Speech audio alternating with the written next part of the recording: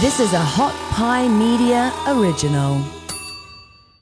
Hi, it's Deb, and this is my podcast.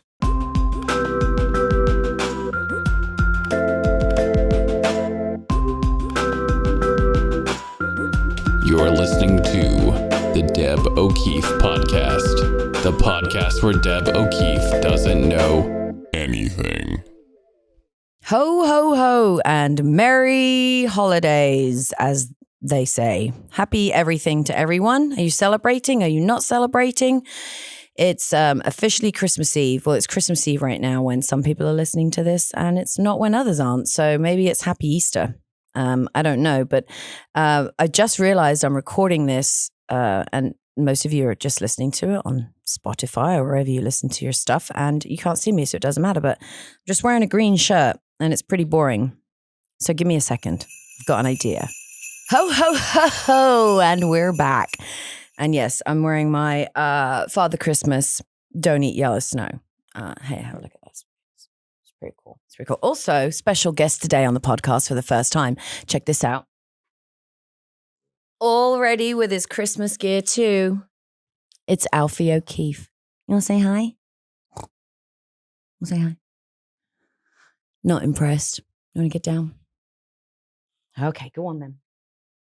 Alfie's not been well recently, so he had to come to work with his mum today. We've got lots going on. This is my special Christmas episode where I don't know if it's probably not going to be a Christmas episode, but some things happened this week while I was trying to heartily get into the Christmas spirit, which some years I find difficult and some years I'm just all about it. And I was like positioning it to you guys. Do you feel like that? Or are you the same about Christmas every year? Maybe it's because my family's all in England. And I say that my blood family's all in England. I'm very, very happy to be part of a couple of really great families here in Austin who are always taking me in on holidays, like the waif and stray that I am, the Matars, the Tanks, the Brookses, the Spires Edgertons, everybody who takes care of me. Even the Dick family have been wonderful to me over the holidays, despite the name. So that's my family, and I have a tradition that I always go over to the Matars on Christmas Day, and it's just always brilliant. They've got 2 kids, so there's presents, there's tons of things to play with. My dog is obsessed with their children, so that's always hilarious to watch him chase them in their Christmas PJs. But if I'm not in England, I find it hard sometimes to get in the holiday spirit when I go home to England. And my family's there, and my nieces and nephews, and weird English Christmas music. It's great. But this week I was trying to get in the holiday spirit, and I thought I've just got too much stuff to do around the house. And I'm a single person living in a house with some animals, and I've got stuff to do. But if you've got kids, you've got spouses, you're always clearing up after people or fixing things or making things or tidying. But that's what my week was this week. I thought I was going to get into some holiday stuff, maybe some holiday baking. I don't bake that often. I outsource oftentimes for that. And but I needed to do some ironing. I spent a whole evening of ironing this week. And I thought, well, you know what I'll do? I could make it Christmassy by watching a Christmas film. No, you know what I watched? I watched Sandra Bullock's new movie. Which is, correct me, Colton, is it The Unforgivable or Unforgivable or The Unforgivable? It's a new Netflix movie, and The Unforgivable. It's worth a watch. She's Sandra Bullock. She's good in everything, but it's great. It's got John Barenthal. I got a boner for the Punisher, so it's great, but not Christmassy at all. And when I say I did a whole evening of ironing, I watched the whole film, and I still had 2 things left that I didn't iron. So that's Christmas fun number 1. Then earlier in the week, I meal prepped, and I bought stuff to bring over to here to Hot Pie. So while I'm here, I'm not forgetting to eat, which I occasionally do. And so I meal prep. You want to see one of my meal preps? This is what I brought. Actually, this is kind of a fake prep, and this is not Christmassy at all. This is what I call best breakfast ever. It's good for any time of the day. My old friend Jason would call it drain sludge because it kind of looks like that. And this is miso soup with some wild grains and quinoa with some seaweed. I know you guys are throwing up. I think there's some spring onions in there, some avocado. I think there might be some sesame seeds. It's damn delicious, all right? But I set that up for sort of, that's a dry goods meal. This is a tip for you if you work in an office or somewhere where you don't have a fridge or you forget food frequently. Get yourself some of that microwave bags of rice or whatever and some miso soup. And you've always got a meal at work. So that's tip number 1. Tip number 2, meal prep, right?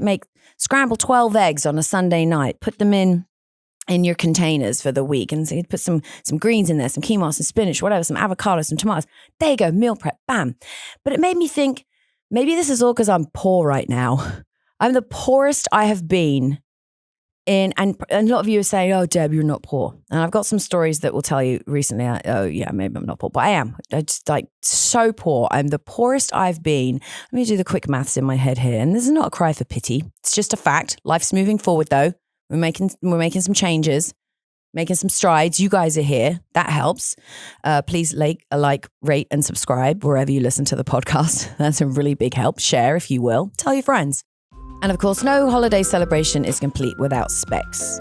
Specs, spirits, and finer foods. You can find your wine choices, your holiday pairings. In fact, right now I'm on the Specs website, and there are cocktail recipes for special holiday cocktails. Now, I don't believe Christmas is over after Christmas. Well, I'm going to go a few days after New Year's, and I like to have people around over the New Year's. And so I've already stocked up. If you haven't stocked up for the holidays, which go into January, if you ask me, it's not too late. They have featured items, wine pairings, like I said. They've got special events where you can actually learn how to do things like an actual cocktail maker would. Specsonline.com is where you find it. You can also search by zip code to find the one nearest to you. Specs, spirits, wines, finer foods. That's where to spend your holidays. But being financially challenged at the moment, probably the last time I was this poor was 15 years ago. But then again, it might have even been in my early 20s, because 15 years ago, poor was different to me, or financially challenged. I have a bigger mortgage now. Then my mortgage was less than half what it is now. Whatever, not a pity party, just telling you. So I'm watching my shekels, all right? So I'm meal prepping. And then it reminded me, a couple of years ago, I worked with this delightful girl. I look at her as my little sister, but she was poor, just out of college. So she's like, I'm poor, help me, I'm poor. And so I would share my here's how to get by on a nickel for a month advice from 1920. But no, like this meal prep stuff, that helps during your own ironing and not sending stuff out to the dry cleaners.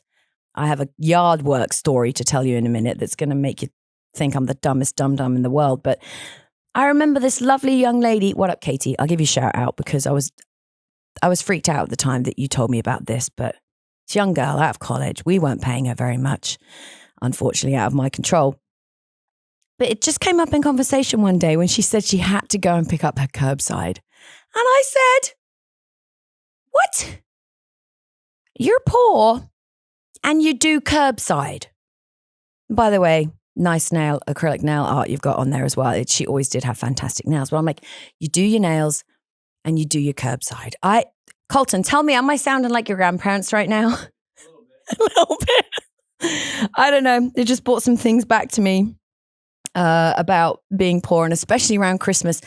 This sounds dumb, but I've been thinking, you see all the ads for it on Instagram and wherever else you're on social media, but masterclasses, everyone's doing them. You want to be a fashion mogul? Anna Wintour will talk to you. You want to be a vice president? No, wait, she wasn't a vice president. You want to be Mrs. President and then a future potential president? Hillary Clinton has a masterclass for you. All the famous chefs and authors have one. Is there anybody who has been consistently on and off poor in their life to tell you ways to cut corners? Get at me if you want me to do your masterclass. And before we go today, if you're listening to this on Christmas Eve, I hope you're having a lovely, cozy night. It's probably, I don't know what it is outside right now. I've been in the building all day, but it's Texas. It could be 80 tomorrow on Christmas Day. If you're in England listening to this, what up? Put another layer on. And I just hope you're having a great, great Christmas Eve, or if it's just a normal night. Is it Friday today? I think it's Friday today. If it's just a normal Friday night, then I hope you're having a great Friday night. And I'll leave you with this story. If you've done something idiotic recently or dumb, my old show, my friend Jason came up with this thing that was called the list of dulladry. Things like locking your keys in your car, forgetting your tickets to a concert, running out of petrol. I may or may not have done one or all of those things. We can all relate to some degree, I'm sure mostly. But I did something with the greatest dum-dum magnitude, greater than I've ever done. And those who've known me and listened to me for the last couple of decades, you know I've done some really stupid things. And I generally almost always open up about them because it makes you feel better about your day, right? But as I said, lots of chores going on at my house this week instead of Christmas fun.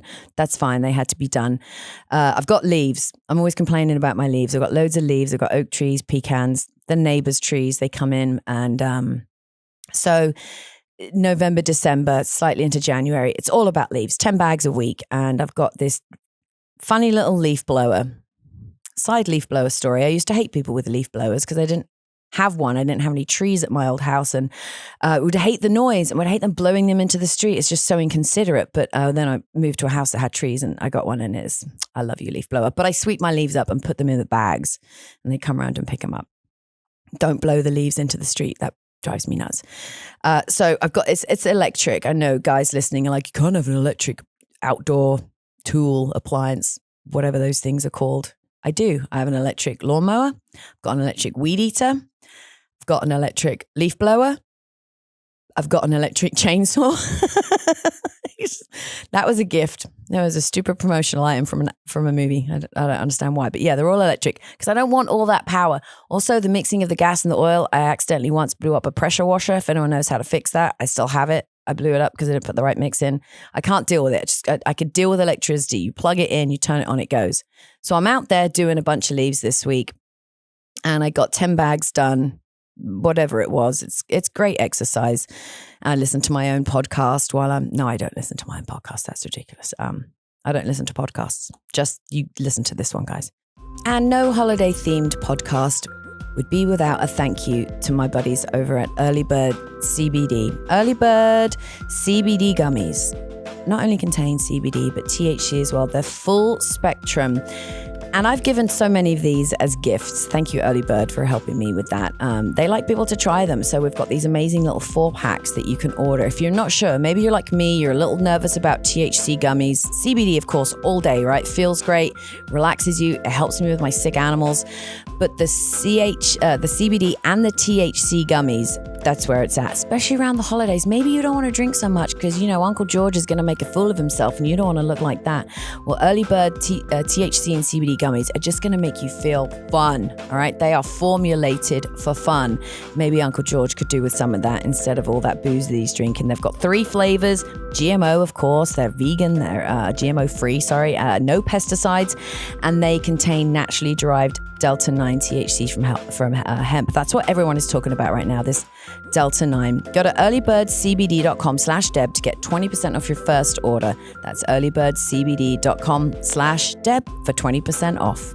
So I'm doing the leaves. I get done with the leaves and there's maybe leaves enough for one more bag, but I had plans that night, hanging out with my friends. We're going to see a movie. And so, I just left and I looked at the weather, no rain coming. So I left the leaf blower outside with all my accoutrements, all my tools of the trade for getting the leaves in the bags, and went out with my friends. Came home and we'd gone to Alamo Draft House. We'd had a couple of drinks. And if you don't have an Alamo Draft House where you live, I'm sorry. That's a real shame because it's great. You eat and drink at the movies. It's fab.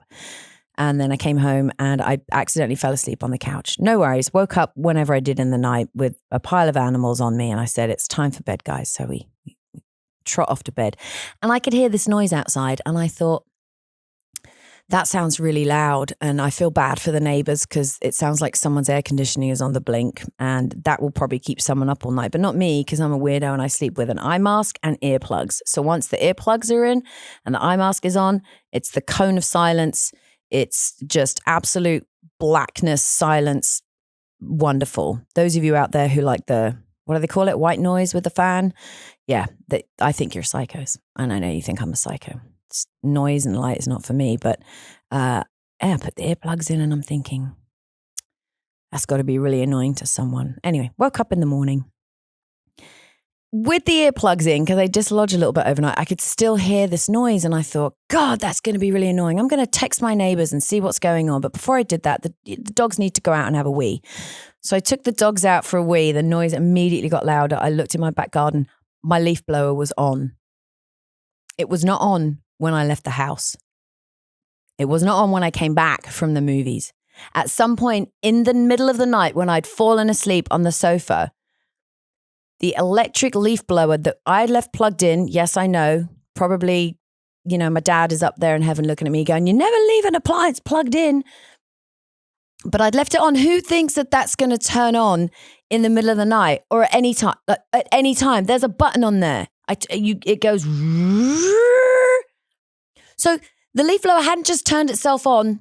It had turned itself all the way on, all the way up. And I was mortified. I ran out of there and I pulled the plug out the wall and I immediately thanked the Lord and Jesus Christ and baby Jesus and Santa and the elves and Mary and Joseph and everyone that I hadn't texted my neighbors to say, what is that noise? Because it was me. And I still haven't said anything. And they must have figured it out, right? I would have looked over the fence if that had been going on all night. And I feel really bad, but I don't know what to do about it. I don't know what to say. I'm really embarrassed. Anyway, so that's my Tales of Dulledry for the week. And again, a real fine Christmas story to get you in the spirit. I'll leave you right now. Thank you so much for tuning in. Like I mentioned a minute ago, if you've got a second and you like what you listen to and you want to hear more of it, let me know. You can get at me at Deb O'Keefe on social media, or you can email me right here at hotpie, deb@hotpiemedia.com. I'd love to hear your takes on our poor people, the kids. Are they really poor if they're going to curbside? Do you want the recipe for my drain sludge? Signs of Dulledry? Bring them on. I would love to feel better about leaving that thing plugged in. And do the kids meal prep? I don't even know. Also, while you're at it, like, rate, subscribe, share with your friends if you'd like to, and have a wonderful Christmas. Happy, happy Christmas. Happy New Year. Be safe. Be kind to each other. Love you. Thanks for listening. You can find more episodes and all of our other Hot Pie Media originals baked fresh daily at our home online at hotpiemedia.com, the Hot Pie Media YouTube channel, or wherever you listen to podcasts.